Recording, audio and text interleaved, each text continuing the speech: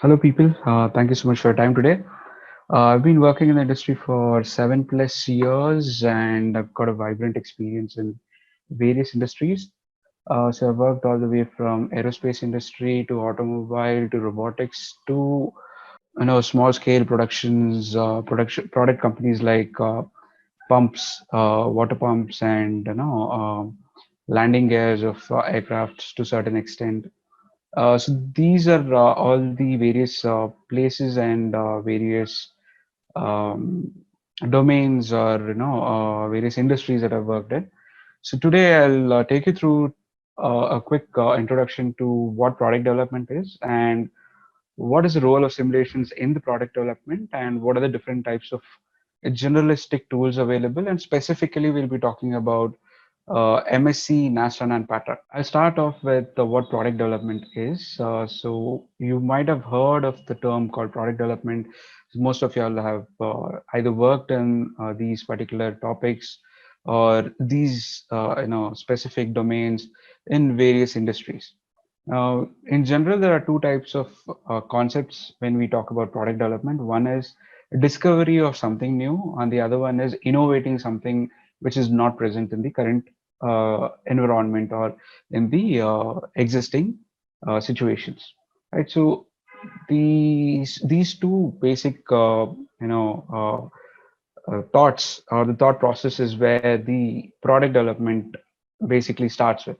So it's either discovery or innovation or an innovative idea which you want to bring back to reality, or you want to bring a product into the market and realize that what you would say a concept as a foolproof product.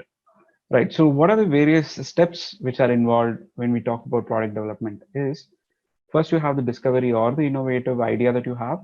Then you basically conceptualize all your ideas in terms of the paperwork, the literatures, and all everything that is related to your idea. You put down on a paper, and you present your idea with a business plan.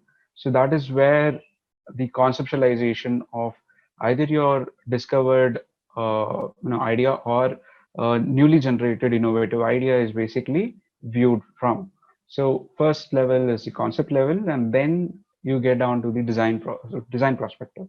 Even before design prospective, you will have to look at how you will plan various objectives or various activities that you will be having to perform.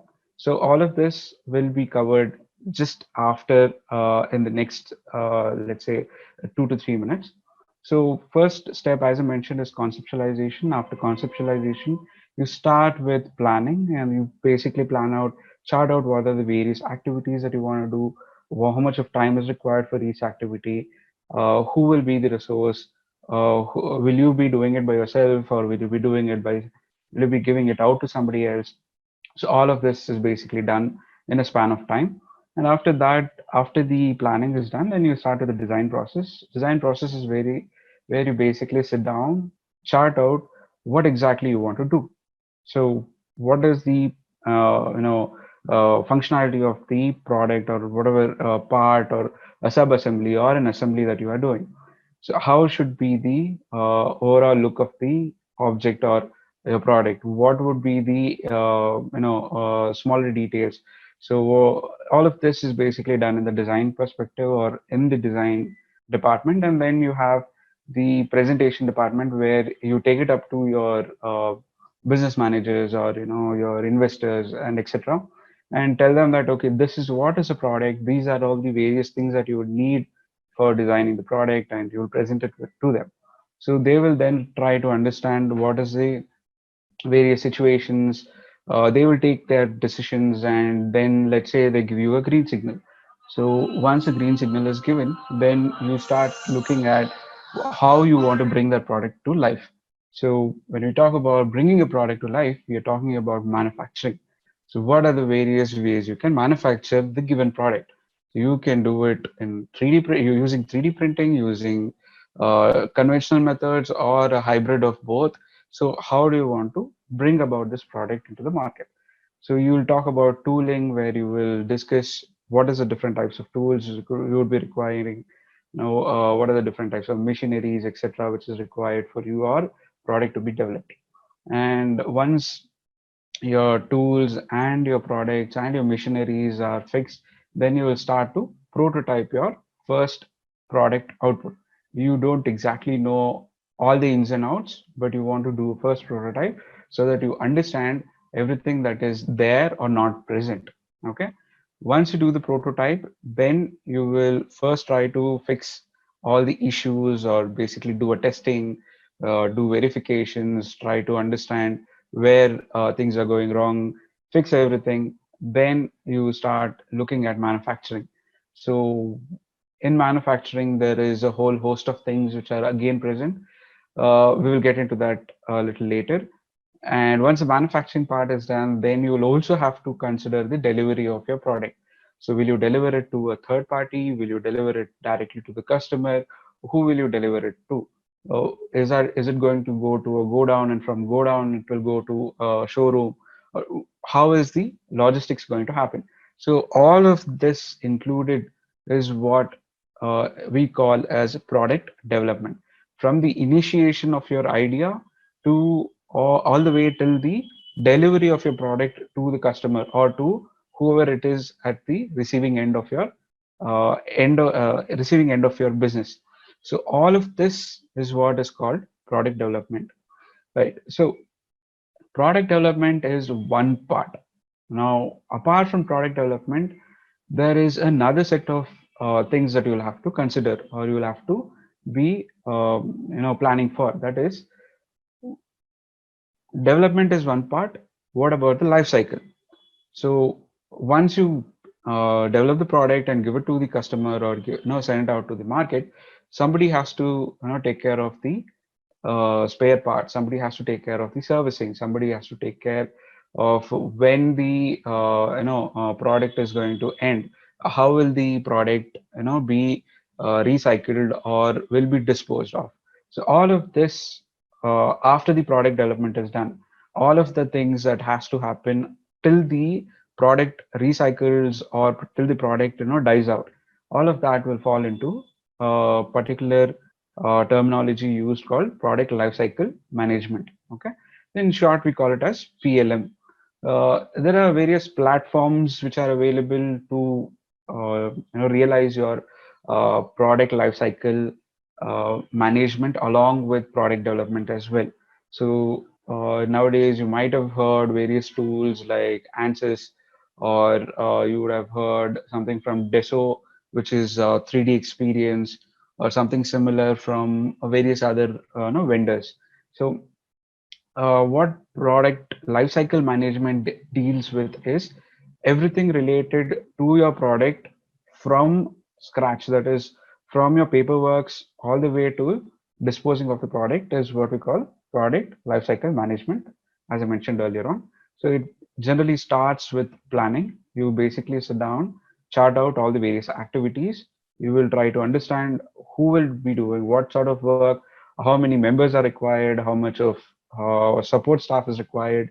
It's not just about your main work, but everything related to your main work. Like, for example, if you want somebody to, let's say, for example, you want to hire 100 people.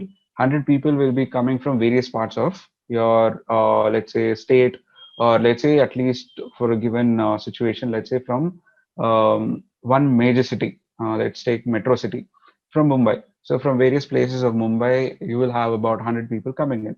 So will you be providing them cab facilities? How will they come? Is there a problem if if they are stationed too far from your organization or from your office? So how do they cover that? So all of that comes into the secondary part of it, but major part of the planning deals with what are the activities that you will be doing? How will you perform those activities? Who will perform the activities? What is the timelines for performing the activities? Who will verify them? So all of these intricacies and the process flow is basically done when you're doing the planning itself. Okay, once the planning and the process is fixated, then you get into freehand sketching. So freehand sketching is where you try to understand what is your concept. Somebody can just come up to you and give you a very brief idea of what they would want to see happening, what they would like to do if they have free time or if they have something that they can invent. So all of that needs to be documented, and the first level of documenting a product is with freehand sketching, where you try to understand what type of product it is, what shape it should have, what form it should have. All of that basically falls into the styling. Once the styling part is done, then you will have a set of people who will say, okay, this is okay or this is not okay. These things need to be changed, etc., etc. has to be done. So once these changes are identified, they will then be discussed with the next team, which is the design team. Design team basically deals with talking about realistic methods of bringing that product to life. You can sketch a aeroplane in many shapes, but an aeroplane has a specific shape and most people stick to it because that is a proven method and that is how a aircraft is basically going to fly. You cannot have a square box and you can just not ask it to jump around or fly around in the air. You need to have certain mechanisms, you need to have certain logic and what you call form factor built into it so that the functionality will be satisfied. So the design team will basically take the sketching and try to bring whatever maximum they can with a real-time possibilities and try to design it. Okay, once the design is done, then you have another team which will basically do a verification of your design. That is called a simulation team. So simulation team basically deals with verifying everything that you have designed. So if you say you have a product A, the product is supposed to last for, let's say, 1 year, and that product has got a service life of, let's say, 2.5 years. So if you say it's going to survive for 2.5 years, including the service life, but I want to give a guarantee of 1 year. So the simulation person basically has to verify that under normal working conditions, the product will be able to survive whatever it is that it will be thrown out to. So if you take, for example, a cell phone has a generic form factor of a square or a rectangular shape. Generally, it's a rectangular shape, and then you have various parts falling in, and various what you call various functionalities of the mobile phone, which has to be performed. Even let's say, for example, if it is dropped from a hand, so you have to make sure that all of these functionalities will remain intact, even if it falls off from a small distance or falls off from a certain height. So all of this, to a very large extent, is handled by the simulation team. Once the simulation team has certain set of results, then it is tested to see if whatever you have done and whatever is the actual realistic scenarios are those two matching. Okay, if they are matching, then well and good. If they're not matching, whatever it is, the reasons, you will have to justify your reasons, or you'll have to check what went wrong and you'll have to correlate the results. So that will fall into your testing and correlation part. So after testing is done, then you fall into tooling. So basically, you will try to understand what set of tools are required for you to generate this product into the market.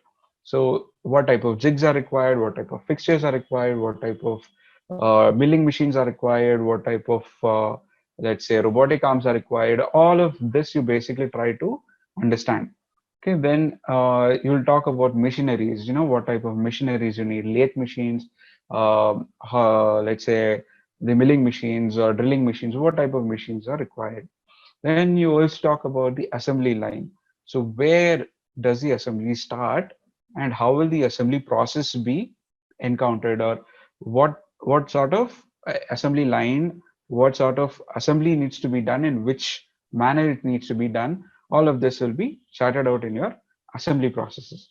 Then you have special requirements which will be taken into considerations. Let's say, for example, you need painting done for a specific product. You can either do this through a third party or do this through an automated tool like a robotic arm. So which one would you prefer? Do you need to go to a robotic arm, or do you have the options, or do you have alternate options where you can go to a third party? So all of this will be realized within the product lifecycle management and planning stages, so that you don't have to worry about various other things. when you start getting into these sort of interactions and trying to purchase these kind of special requirements. Specifically specialized tools are robotic arms, where you would either do weldings or you would prefer to use them for paintings. There are certain specialized arms which are also used for developing electric vehicle motors as well, specifically the motors. So for these kind of requirements, you would need them. Um, and then there is the plant planning. So plant planning basically deals with how the raw materials will come in, from which direction they will come in, where will they store them, from the storage, how will that come into the plant, from the plant, how will the various aspects move in a particular direction. And then once all of this is done, then you will start producing the product. So when you start producing the product, you will have to look at the product's quality. So initially, when you started your idea, you had some specifications, some sort of guidelines or some sort of lines, boundary lines to say, okay, it has to minimal reach, okay, let's say one year or 1.5 year or etc. Something like that. Somebody has to approve that the quality of the product that you have designed or quality of product that you have produced is meeting those requirements. So you have the quality team, which will basically do that. Then you have the production team. Production team basically deals with uh, various amounts of things that we previously discussed. So your machining, your tooling, your assembly, your robotics, etc. All of these put in place in proper process is how we basically start with the production. Then you will have the supply units. The supply units basically will be very critical for you to have a proper baseline and a proper production of your products being done. Supply can be of two sorts. One is the supply of your raw materials. The other is supply of your products from point A to point B. So how will you supply these products? So logistics and no, these parts will also be planned and covered. Then you have support. Support is another very important aspect where, let's say, for example, you have identify everything. Okay. So you have all the tools, all the machineries, all the plant planning and the assembly setup as well. Now, when you are performing your operations, if one of the machines has a technical problem and it has to be shut down, it means your production is going to go down, or the baseline of the production that you are supposed to hit will not be meeting these targets. So you need to have a support team which is available with you, or is available on call to immediately come and rectify the issue that is present. So all of these put together will give you a sense of where and how a product will have different issues and how to rectify these issues. Now, after this is done, then comes the disposal of your product. So after the product is utilized, how do you dispose it?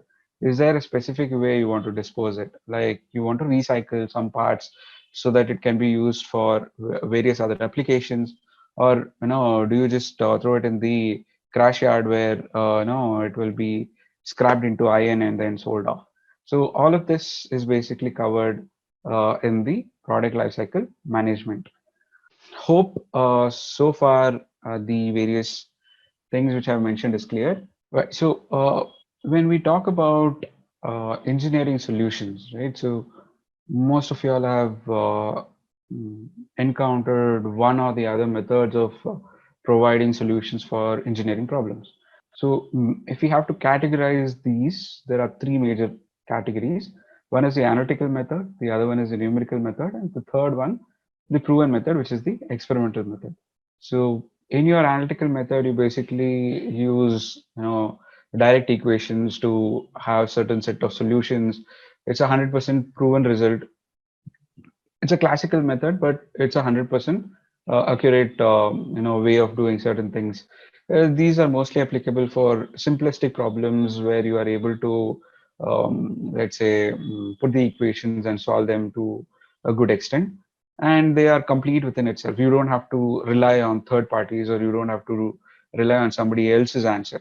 you know the given equations, what the equations are. You directly put the knowns and then extract the unknowns, and then you know what the solution will be. Now then, this basically forms your analytical method. Then you have numerical method where you have equations which are in the form of algorithms or in some sort of a programming language.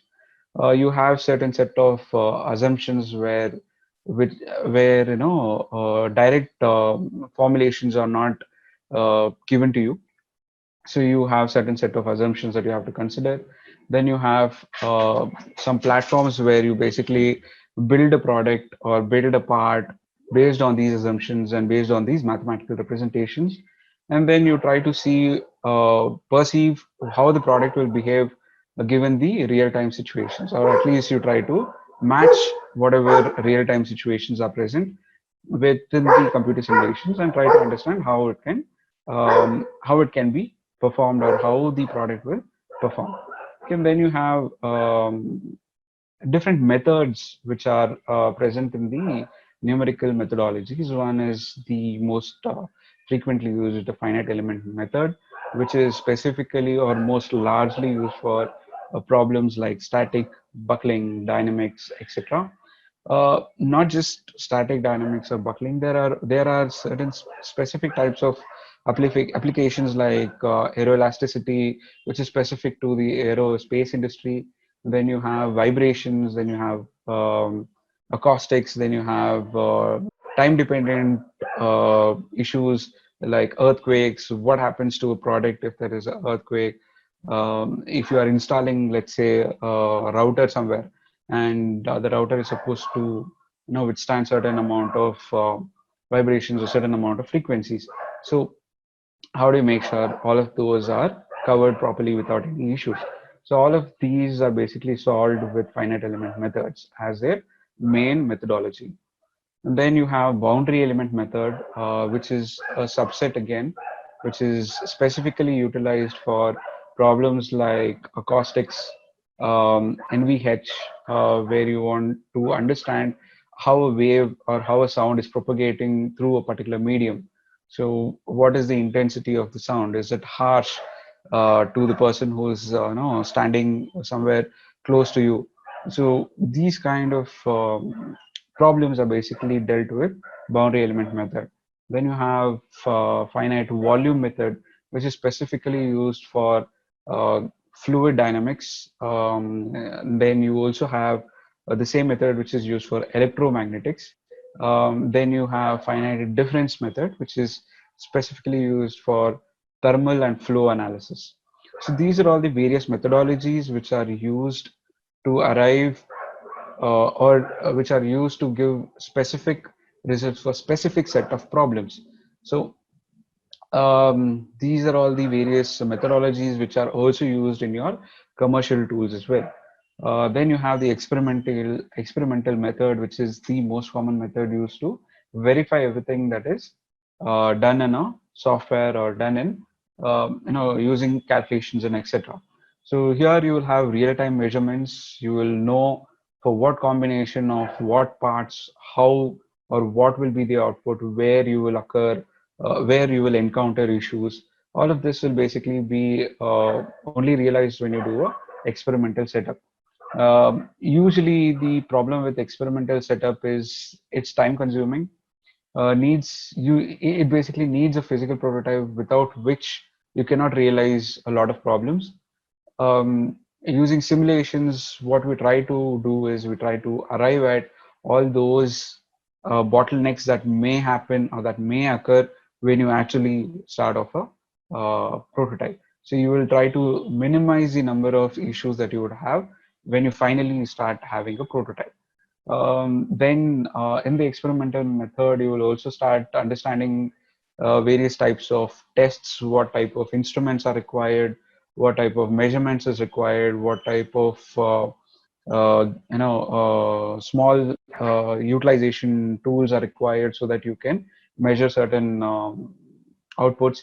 So all of this is basically done in your experimental methods. So most of the uh, sensors today now give you a lot of data that is required for you to understand what is happening with the product. So you have strain gauges, you have vibration measurements, you have fatigue testing machineries, which give you understanding of how much or how long a product would uh, you know stand given the given the everyday utilizations. So all of this is basically being covered in your experimental method, right? So now that we have seen what product development is, what product lifecycle management is, and also the various categories of problems and how to solve these engineering problems, we will now quickly get into what is called CAE, or in other terms, what is called computer aided engineering. So computer aided engineering is basically a new term which is utilized. Most of you might have heard that these programs have been running from the early 19th century, that is from 1930s onwards. The development and utilization of the programming languages to solve engineering problems have been developed continuously. So this particular term CAE dignifies or puts all of those various programming languages or programmings that have been conducted for specifically for engineering solutions as computer aided engineering solutions. Okay, it's a term specifically used because computer and the software is used so that you realize your product in an engineering perspective, all the way from design to virtual testing, a lot of planning. If you take, for example, the PLM softwares, it's not just the engineering solutions that you are looking at, you're also looking at the entire life cycle of the product itself. So all of this basically, is covered within the scope of CAE. So that is what is computer aided engineering. So what is the solutions part that we are talking about? So solution part is where you have designed or you have some product, and for that product, how do you arrive at, let's say, solution? So a solution is, as we discussed earlier on, it could be an analytical method, it could be a numerical method, it could be your experimental method. So if we are talking about CAE, we are specifically talking about numerical method. So in numerical methods, what type of coding is required, what type of methodologies are required, what type of mathematical equations are required, and all of these equations have to be put in a specific order. Specific process has to be followed so that you arrive at appropriate solutions that has to be reached. So CAE solutions basically support engineering processes. They allow designers to perform various tests on the virtual platform, and you will also be able to say, okay, how your physical prototype may perform if it is being manufactured. So all of this will basically form your CAE. Okay, so CAE is today's in today's scenario. CAE is the go-to tool for most engineering solution providers or most engineering product developers, because we all know what is the advantages of using virtual products.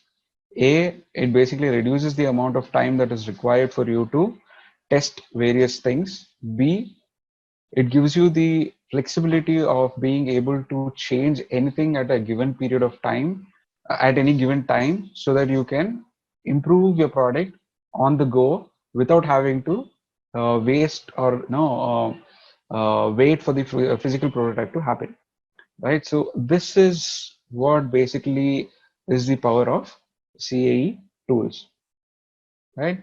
So when we talk about CAE simulations, there are various aspects to CAE. You can say CAE can be subcategorized into various groups. We'll be looking at three groups specifically. One is the finite element analysis group. The other one is multi-body dynamics. The third group is computational fluid dynamics. So these are the three major categories that a mechanical engineer or a civil engineer could generally come across. Of course, this is also true to some extent for electromechanical products as well. So FEA basically will deal with mechanical, aerospace, to certain extent, civil structures, and complete housing of your automotive structures. So all of these various domains can be handled within the FEA simulations. It deals with it deals with structures, it deals with stress analysis, which could be static, which could be dynamic, which could be linear, which could be non-linear. Right? So all of these set of problems can be handled within the